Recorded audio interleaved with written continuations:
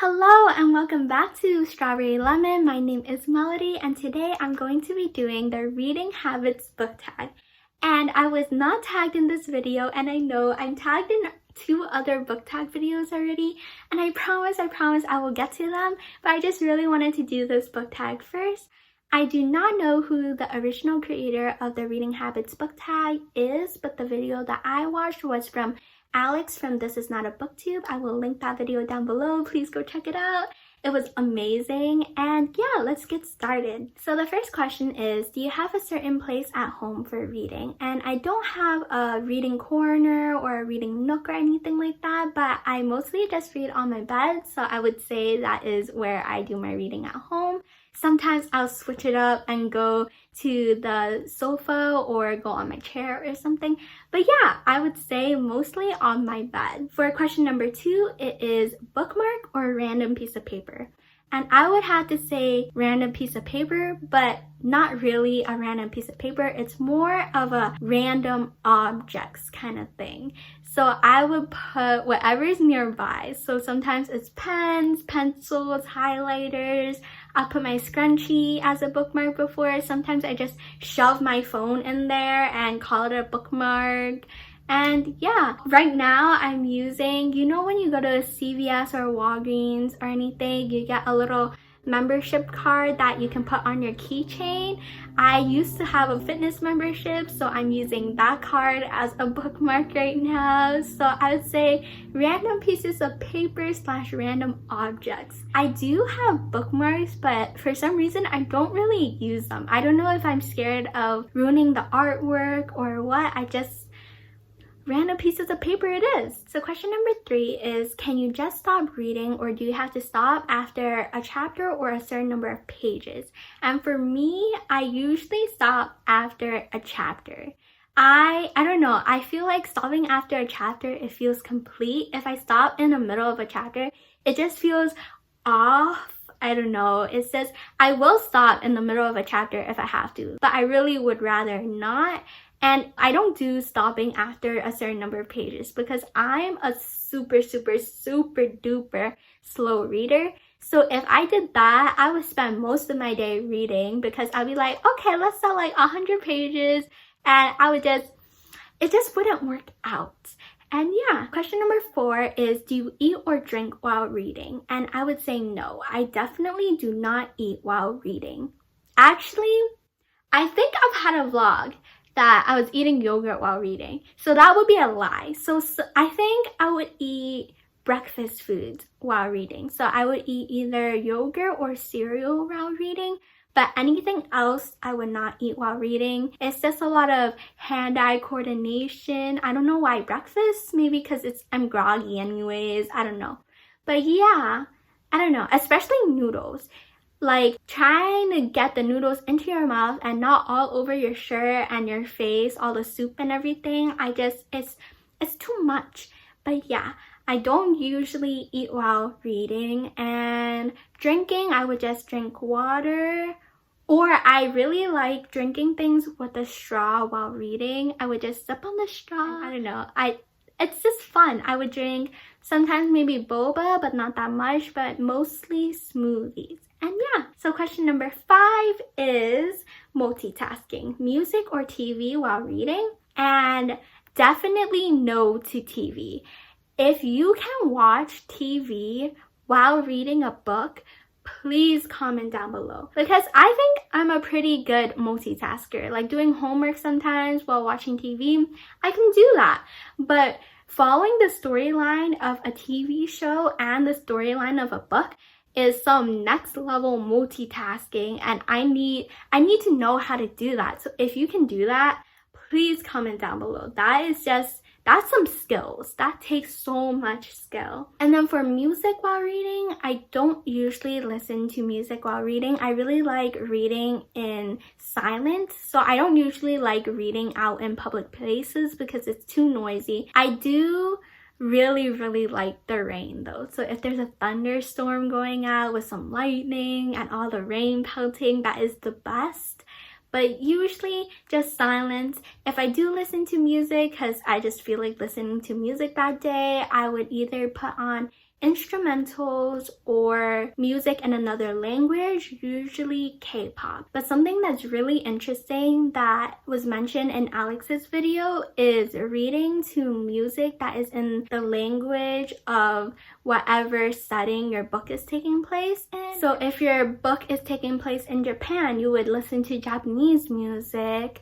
And I think that is just so cool. It kind of just builds the atmosphere of everything, and I really need to try that. So thanks if you're watching this, Alex.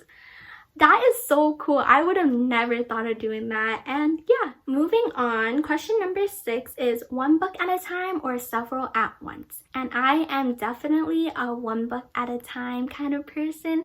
If you can read multiple books at once, please let me know how you do it. I cannot follow the storylines of 2 books together. I feel like I would get the characters and everything mixed up and the places and stuff. I haven't listened to any audiobooks before, so I feel like if I was ever reading 2 books at once, it would be reading a physical book and listening to an audiobook. But I don't know, how do you guys do it?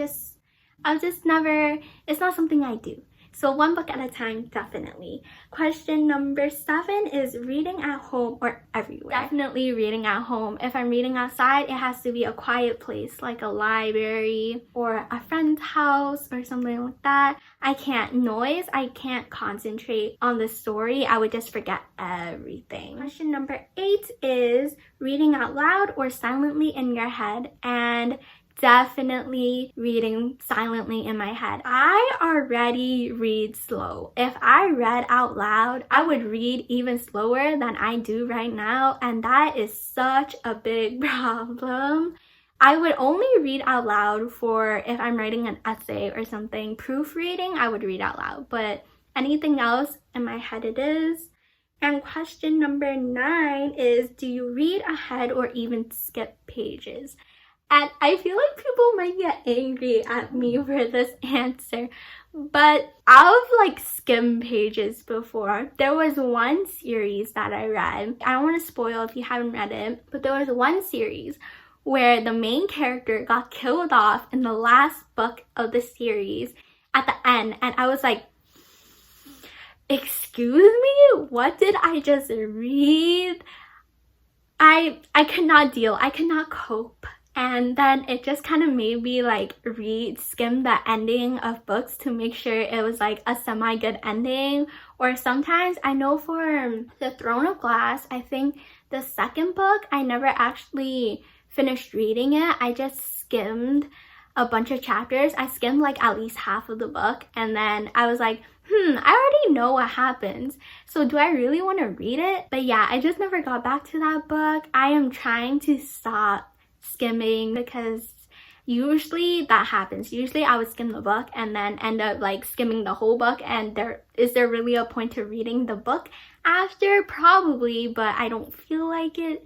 So yeah, I really need to finish the Throne of Glass series though, because I don't remember anything anymore. So that would be a good series to finish reading. Anyways, off topic. So question number 10 is breaking the spine or keeping it like new, and definitely keeping it like new. I don't go out of my way to make sure that my spines are perfect or anything. I wouldn't purposely break a spine. I feel like old books though, books that are the pages are all yellow, those, if they have broken spines, they kind of look really cool. And then last but not least, question number 11 is, do you write in your books? And no, I do not write in my books. I feel like a lot of people annotate their books, and school kind of just ruined annotating things for me. I don't know. I might try it one time to see how I like it. It seems really cool so that when you reread the book, you can see what you were thinking then. You have all your favorite quotes and stuff marked down and any doodles and things like that. Maybe I'll make a video of me annotating a book for the first time. Or maybe I'm gonna make a video of me listening to my first audiobook too.